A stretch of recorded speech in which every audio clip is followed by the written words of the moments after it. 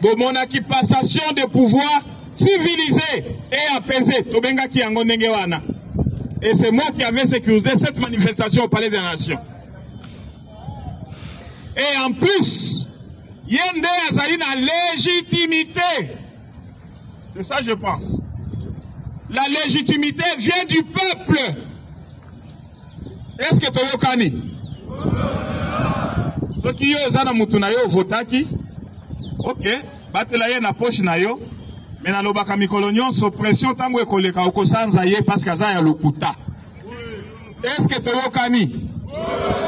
Mokonzi azali moko, vote ya mokonzi azali moko. Pe batangeli yo, batangeli bibino mokonzi ya mboko. Tout le reste qui font de bruit là, tout le reste là. Bazo ça la folklore.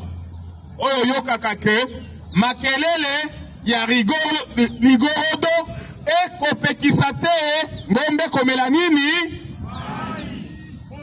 Est-ce que ligorodo ezo sala makelele na mai ngombe akobanga komela mai?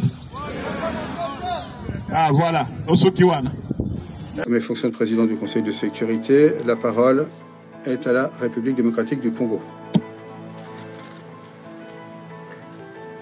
Monsieur le Président, je voudrais pour commencer m'acquitter d'un agréable devoir, celui de vous féliciter, ainsi que votre pays, la Fédération de Russie, pour la présidence du Conseil en ce mois d'octobre 2025 et pour l'organisation de cette réunion consacrée à l'examen de la situation dans la région des Grands Lacs.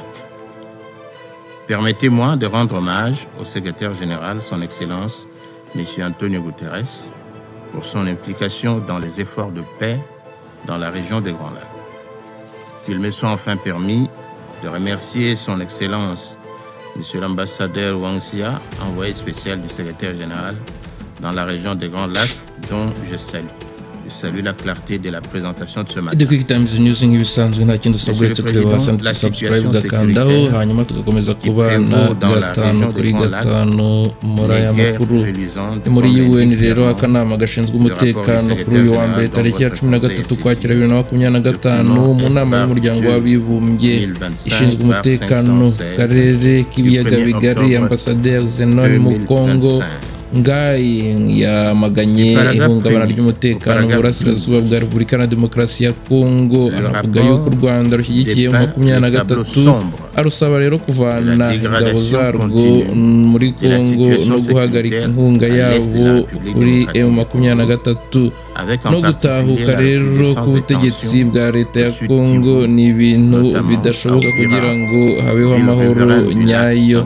Repubulika na Demokarasi ya Kongo rero irasaba ko hafatwa ingamba zifatika n'uburyo bwo kugenzura imikoreshereze y'umutungo mu buryo butemewe. Différents pays des Grands Lacs, faisant de cette région un volcan fumant qui pourrait exploser à tout moment.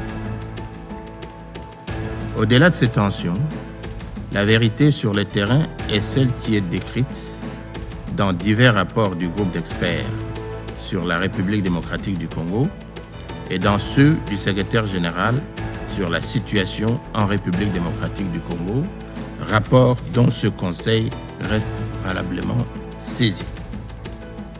Pour rappel, votre Conseil a, par sa résolution 2773 du 21 février 2025, décidé que l'AFC M23 doit se retirer de Goma, de Bukavu et de toutes les zones contrôlées et démanteler dans leur intégralité les administrations parallèles illégitimes mises en place sur le territoire de la République démocratique du Congo.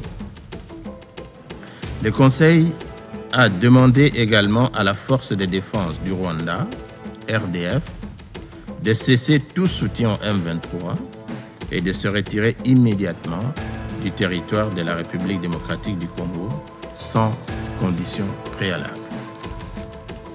Bien que l'application des dispositions de cette résolution se fait encore attendre, nous saluons tout de même la poursuite des efforts diplomatiques en cours dans le cadre du processus de Washington et de Doha. Mais en dépit de toutes ces initiatives de paix, on reste encore et toujours préoccupé, à la lumière des récents développements, par la sincérité de l'engagement du Rwanda et de leurs supplétifs de la FCM 23 qui s'obstinent à fouler aux pieds leurs engagements au terme de l'accord de paix de Washington et de la déclaration des principes de Doha. Je peux citer à titre d'exemple, il y a peu, nous annoncions qu'au cours du mois de juillet 2025, plus de 300 civils congolais ont été tués dans plusieurs localités du territoire de Rutshuru en province du Nord Kivu à la suite d'attaques menées par le mouvement M23 en violation flagrante du cessez-le-feu réaffirmé dans la déclaration de principe de Doha du 19 juillet 2025 et dans l'accord de paix de Washington du 27 juin 2025.